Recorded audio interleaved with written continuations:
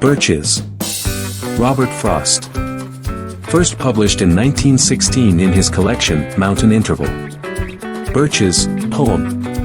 When I see birches bend to left and right, across the lines of straighter darker trees, I like to think some boy's been swinging them. But swinging doesn't bend them down to stay, as ice storms do. Often you must have seen them, loaded with ice a sunny winter morning. After a rain, they click upon themselves, as the breeze rises, and turn many-colored. As the stir cracks and crazes their enamel, soon the sun's warmth makes them shed crystal shells, shattering and avalanching on the snow crust. Such heaps of broken glass to sweep away. You'd think the inner dome of heaven had fallen. They are dragged to the withered bracken by the load, and they seem not to break, though once they are bowed. So low for long, they never right themselves. You may see their trunks arching in the woods, years afterwards, trailing their leaves on the ground, like girls on hands and knees that throw their hair before them over their heads to dry in the sun. But I was going to say, when truth broke in, with all her matter of fact about the ice storm, I should prefer to have some boy bend them, as he went out and in to fetch the cows. Some boy too far from town to learn baseball, whose only play was what he found himself, summer or winter, and could play alone. One by one he subdued his father's trees, by riding them down over and over again, until he took the stiffness out of them, and not one but hung limp, not one was left for him to conquer. He learned all there was to learn about not launching out too soon, and so not carrying the tree away clear to the ground. He always kept his poise to the top branches, climbing carefully, with the same pains you use to fill a cup, up to the brim, and even above the brim. Then he flung outward, feet first, with a swish, kicking his way down through the air to the ground. So was I once myself a swinger of birches, and so I dream of going back to be. It's when I'm weary of considerations, and life is too much like a pathless wood, where your face burns and tickles with the cobwebs broken across it, and one eye is weeping from a twig's having lashed across it open. I'd like to get away from earth a while, and then come back to it and begin over. May no fate willfully misunderstand me, and half grant what I wish and snatch me away, not to return. Earth's the right place for love. I don't know where it's likely to go better.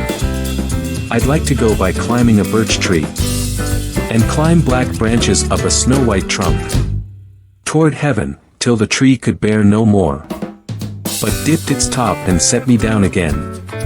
That would be good both going and coming back.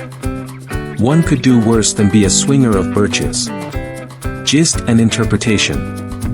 Robert Frost's Birches is a profound exploration of the interplay between reality and imagination, where the simple act of swinging on birch trees is laden with deep yearning for escape from life's burdens.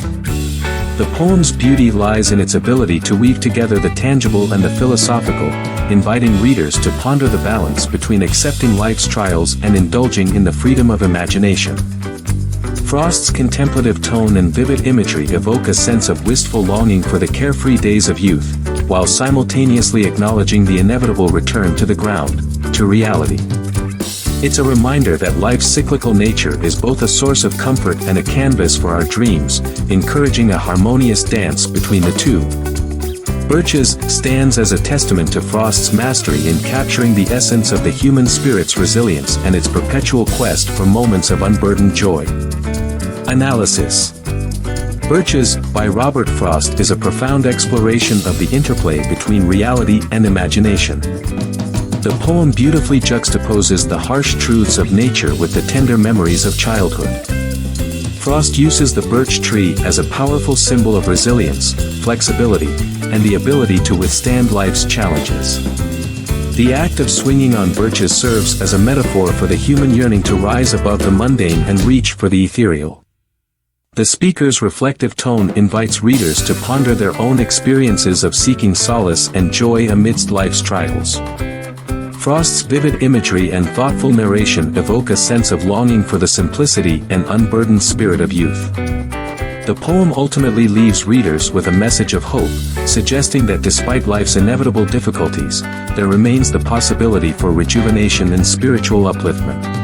Here are some key points from the poem. 1. Imagery of bent birches. The speaker observes birches bending to the left and right across the lines of straighter, darker trees.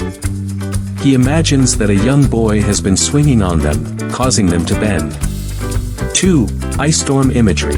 The birches are also described as being loaded with ice after a sunny winter morning rain. The ice-covered branches click upon themselves and turn many-colored. 3. Youthful joy and nostalgia. The poem celebrates the joy of youth and the spontaneous playfulness of climbing and swinging on birches. The speaker reminisces about doing this as a child. 4. Juxtaposition with adulthood. The poem contrasts the carefree spontaneity of childhood with the more serious realities of adulthood. The speaker acknowledges that truth, adult responsibilities, breaks in, but he still prefers to imagine a boy bending the birches. 5. Cyclical nature of life. The birches, once bent low, never fully right themselves. Even years later, their trunks arching in the woods, trailing leaves on the ground like girls throwing their hair before them.